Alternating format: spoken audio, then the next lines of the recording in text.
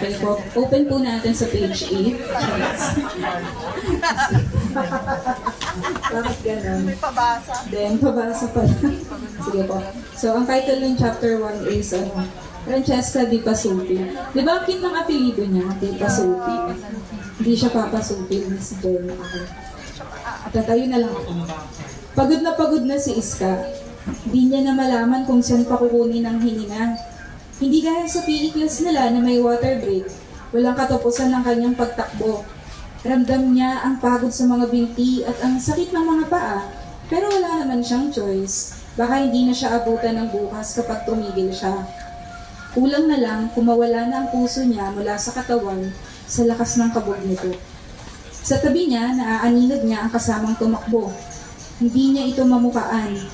Tiningnan niya uli ito habang naghahabol ng hininga. Hindi niya kaklase ang kasama. Hindi rin ito ang boyfriend niya. Ang harot. Hindi rin niya schoolmate. Mas matangkad lang ito sa kanya. Kasabay ng pagod at hingal, nakuha niya pang isipin. Mystery guys. Energy promote open section please. Alam kaya nito kung saan magtatago? Alam kaya nito kung bakit sila tumatakbo? Sabay silang umiiwas sa mga sanga, ligaw na halaman, at sa putik na tila humahatak sa kanila pailalim ng lupa.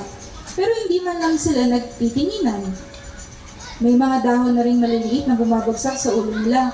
Dinig na dinig niya ang pagkapira-piraso ng mga tuyang dahon at sanga na natatapakan nila. Sa kabila nito, hindi pa rin niya alam kung saan siya papunta. Basta, ang alam niya lang, kailangan niyang tumakbo kung hindi, lagot na. So, basahin niyo na lang mamaya yung next podcast.